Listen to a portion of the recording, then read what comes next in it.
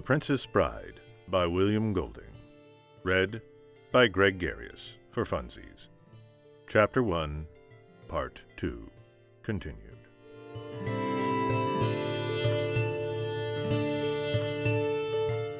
When she was almost 17, a man in a carriage came to town and watched as she rode for provisions. He was still there on her return, peering out. She paid him no mind, and indeed, by himself, he was not important.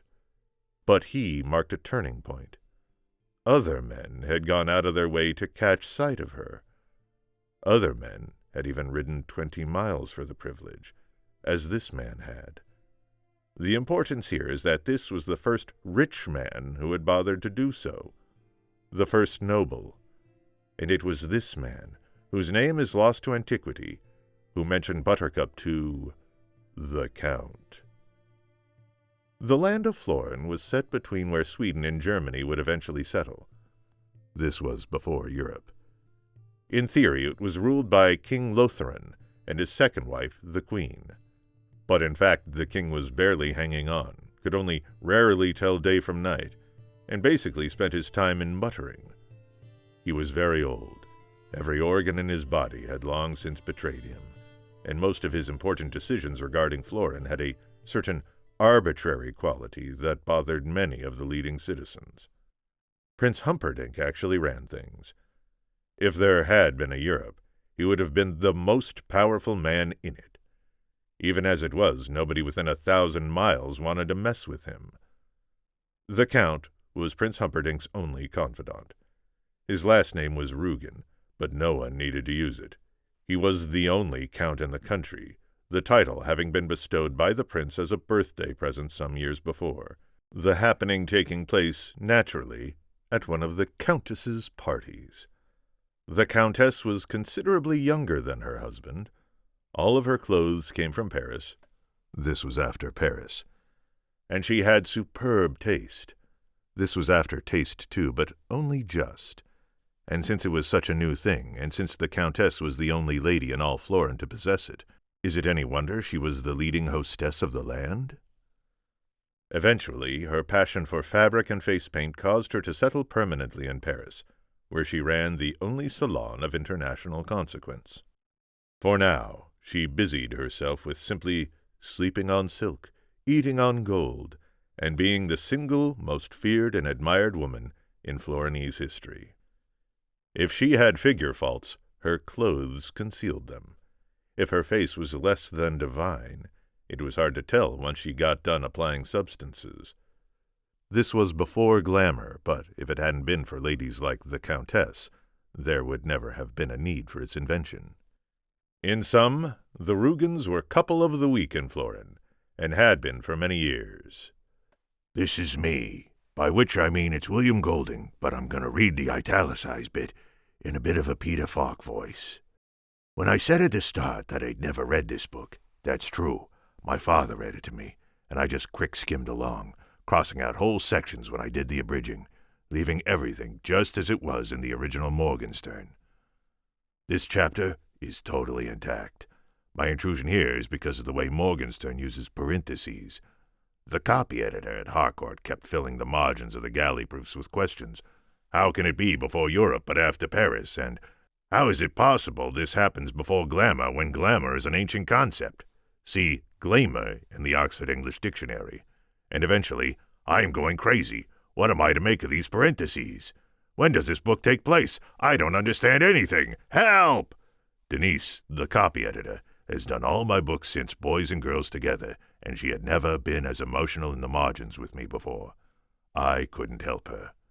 Either Morgenstern meant them seriously, or he didn't. Or maybe he meant some of them seriously, and some others he didn't. But he never said which were the seriously ones. Or maybe it was just the author's way of telling the reader stylistically that this isn't real, it never happened. That's what I think, in spite of the fact that if you read back into Florinese history, it did happen. The facts, anyway. No one can say about the actual motivations. All I can suggest to you is, if the parentheses bug you, don't read them. I'm going to read them, and I'm going to use this voice. Quick, quick, come! Buttercup's father stood in his farmhouse staring out the window. "Why?" This from the mother. She gave away nothing when it came to obedience. The father made a quick finger point. "Look!" "You look. You know how." Buttercup's parents did not have exactly what you might call a happy marriage. All they ever dreamed of was leaving each other. Buttercup's father shrugged and went back to the window. "Ah," he said after a while, and a little later again, "Ah." Buttercup's mother glanced up briefly from her cooking. "Such riches," Buttercup's father said. "Glorious."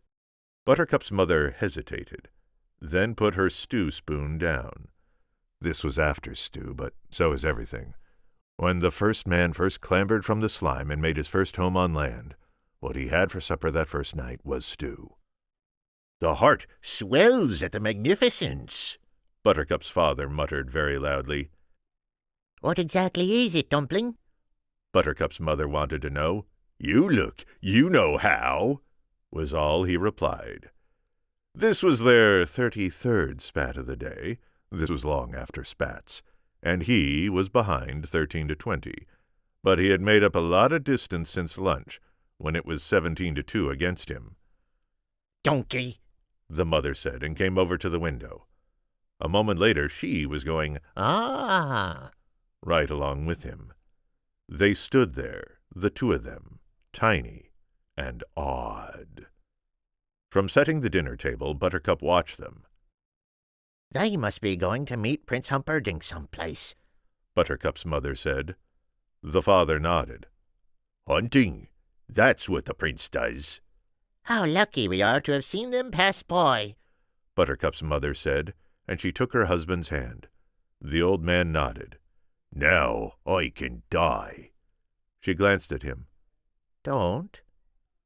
Her tone was surprisingly tender, and probably she sensed how important he really was to her, because when he did die 2 years further on, she went right after, and most of the people who knew her well agreed it was a sudden lack of opposition that undid her.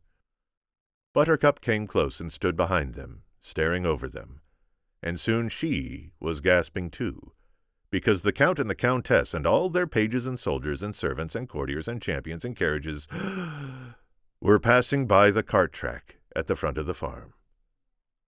The three stood in silence as the procession moved forward. Buttercup's father was a tiny mutt of a man who had always dreamed of living like the Count. He had once been 2 miles from where the Count and Prince had been hunting, and until this moment, that had been the high point of his life. He was a terrible farmer, and not much of a husband either. There wasn't really much in this world he excelled at, and he could never quite figure out how he happened to sire his daughter. But he knew, deep down, that it must have been some kind of wonderful mistake, the nature of which he had no intention of investigating. Buttercup's mother was a gnarled shrimp of a woman, thorny and worrying, who had always dreamed of somehow just once being popular, like the Countess was said to be. She was a terrible cook, an even more limited housekeeper. How Buttercup slid from her womb was, of course, beyond her. But she had been there when it happened. That was enough for her. Buttercup herself, standing half ahead over her parents, still holding the dinner dishes, still smelling of horse, only wished that the great procession wasn't quite so far away, so she could see if the Countess's clothes really were all that lovely. As if in answer to her request, the procession turned and began entering the farm. "Here?" Buttercup's father managed. "My God, why?" Buttercup's mother whirled on him. "Did you forget to pay your taxes?" This was after taxes, but everything is after taxes. Taxes were here even before stew. "Even if I did, they wouldn't need all that to collect them." He gestured toward the front of his farm, where now the Count and Countess and all their pages and soldiers and servants and courtiers and champions and carriages were coming closer and closer. "What could they want to ask me about?" he said. Go see, go see," Buttercup's mother told him. "You go, please." "No, you, please." "We'll both go." They both went, trembling. "Cows," the Count said when they reached his golden carriage. "I would like to talk about your cows." He spoke from inside, his dark face darkened by shadows. "My cows?" Buttercup's father said. "Yes. You see, I'm thinking of starting a little dairy of my own, and since your cows are known throughout the land as being Floren's finest, I thought I might pry your secrets from you." "My cows," Buttercup's father managed to repeat, hoping he was not going mad. Because the truth was, and he knew it well, he had terrible cows. For years nothing but complaints from the people in the village. If anyone else had milk to sell, he would have been out of business in a minute. Now granted, things had improved since the farm boy had come to slave for him. No question, the farm boy had certain skills, and the complaints were quite non-existent now. But that didn't make his the finest cows in Floren. Still, you didn't argue with the Count. Buttercup's father turned to his wife. What would you say my secret is, my dear?" he asked. Oh, there are so many, she said. She was no dummy, not when it came to the quality of their livestock. "You two are childless, are you?" the Count asked then. "No, sir," the mother answered. "Then let me see her," the Count went on. "Perhaps she will be quicker with her answers than her parents." "Buttercup," the father called, turning. "Come out, please." "How did you know we had a daughter?" Buttercup's mother wondered. "A guess. I assume it had to be one or the other. Some days I'm luckier than—" He simply stopped talking then, because Buttercup moved into view, hurrying from the house to her parents. The Count left the carriage. Gracefully he moved to the ground and stood very still. He was a big man, with black hair and black eyes and great shoulders and a black cape and gloves. "Curtsy, dear," Buttercup's mother whispered. Buttercup did her best, and the Count could not stop looking at her. Understand now, she was barely rated in the top 20. Her hair was uncombed, unclean. Her age was just 17. So there was still, in occasional places, the remains of baby fat. Nothing had been done to the child. Nothing was really there but potential. But the Count still could not rip his eyes away. "The Count would like to know the secrets behind our cow's greatness. Is that not correct, sir?" Buttercup's father said. The Count only nodded, staring. Even Buttercup's mother noted a certain tension in the air. "Ask the farm boy. He tends them," Buttercup said. "And is that the farm boy?" came a new voice from inside the carriage. Then the Countess's face was framed in the carriage doorway. Side note, this is me, Greg Garious, rendezvous if you're nasty. I'm just going to do a posh lady accent for the Countess. It would be great if I could do an awesome Jamie Lee Curtis trying to be British voice for this, because, Christopher Guest, and because we all love Jamie Lee Curtis. But I'm not that good. Her lips were painted a perfect red, her green eyes lined in black. All the colors of the world were muted in her gown. Buttercup wanted to shield her eyes from the brilliance. Buttercup's father glanced back toward the lone figure peering around the corner of the house. "It is?" "Bring him to me."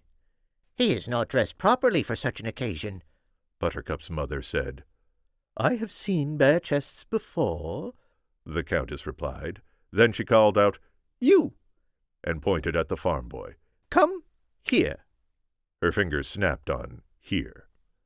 The farm boy did as he was told, and when he was close, the Countess left the carriage. When he was a few paces behind Buttercup, he stopped, head properly bowed. He was ashamed of his attire, worn boots and torn blue jeans. Blue jeans were invented considerably before most people suppose. And his hands were tight together in almost a gesture of supplication. Have you a name, farm boy? Wesley, Countess. Well, Wesley, perhaps you can help us with our problem. She crossed to him. The fabric of her gown grazed his skin. We are all of us here passionately interested in the subject of cows. We are practically reaching the point of frenzy, such is our curiosity. Why do you suppose, Wesley, that the cows of this particular farm are the finest in all Florin? What do you do to them? I just feed them, Countess. Well, then, there it is. The mystery is solved. The secret we can all rest. Clearly, the magic is in Wesley's feeding. Show me how you do it, would you, Wesley? Feed the cows for you, Countess? Bright lad. When? Now will be soon enough. And she held out her arm to him. Lead me, Wesley. Wesley had no choice but to take her arm, gently. It's behind the house, madam. It's terrible muddy back there. Your gown will be ruined. I wear them only once, Wesley, and I burn to see you in action. So off they went to the cowshed. Throughout all this, the Count kept watching Buttercup. I'll help you. Buttercup called after Wesley. Perhaps I'd best see just how he does it, the Count decided. Strange things are happening, Buttercup's parents said, and off they went too, bringing up the rear of the cow-feeding trip, watching the Count, who was watching their daughter, who was watching the Countess, who was watching Wesley. Continued in Chapter 1, Part 3.